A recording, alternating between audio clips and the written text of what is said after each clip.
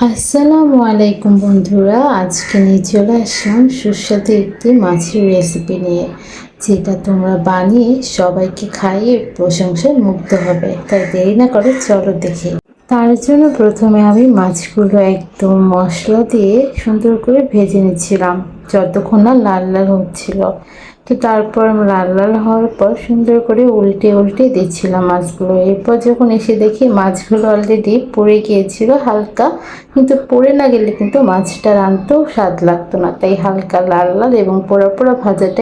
এখন আমি পাটার মধ্যে সুন্দর করে শুকনো মরিচ এবং কিছু পাঁচফোড়ন নিয়ে সুন্দর করে বেটে নেব। এটাই হচ্ছে আমার সিক্রেট মশলা, যেটা বাটার কারণে মাছের স্বাদও কিন্তু বাড়াবে। অতঃপর আমি কড়াইয়ের মধ্যে তেল এবং তেজপাতা পেঁয়াজ দিয়ে এবং ভেজে নেব। আমি এখন সিক্রেট মশলা দিয়ে একটু নাড়াচাড়া করে নিব, তারপর আদা বাটা দিয়ে একটু নাড়াচাড়া আরেকটু করে নিব।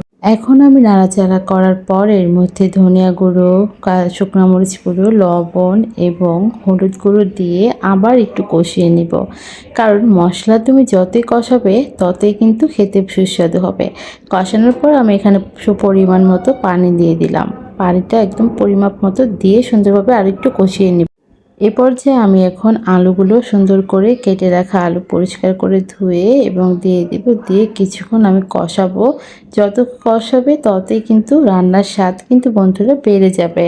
তো যখন আলুগুলো একদম এরকম মাখা মাখা হয়ে আসবে, তখন কিন্তু আধা সিদ্ধও হয়ে যাবে আলুগুলো। তখনই কিন্তু আরেকটু ভালোভাবে কষিয়ে দেন এখন এটার মধ্যে পানি দিয়ে কাঁচামরিচগুলো দিয়ে দিলাম এবং সাথে আমি মাছ ভাজা যেগুলো ছিল এগুলো এক এক করে পরিবেশন করে নিচ্ছি। আর দেখো কি সুন্দর, যখন কিন্তু বলকাবে পানিটা তখনই কিন্তু তোমরা মাছগুলো দিয়ে দিবে। এবং আমি দেখছিলাম আলুটাকে সিদ্ধ হচ্ছিল কিনা। এ পর্যায়ে যখন আমার রান্না একদমই প্রপারলি হয়ে যাবে, তখনই আমি কিন্তু আবার একটু একদম ধনিয়া পাতা দিয়ে দিব।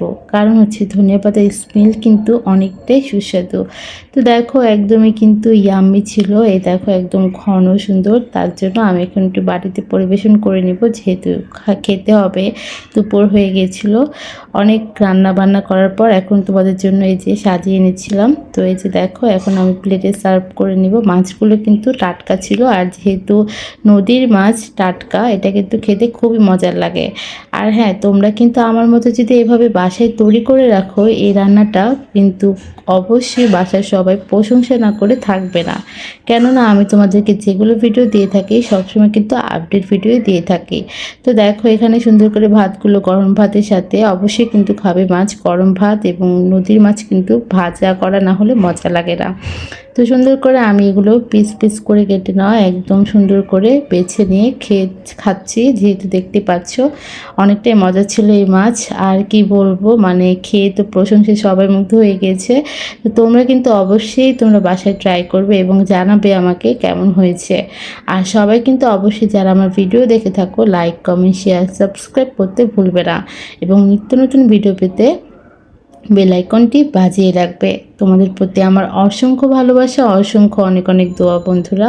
আর যারা আমাকে সাপোর্ট করো ভালোবাসো, তোমাদের প্রতি আমার অনেক অনেক ভালোবাসা।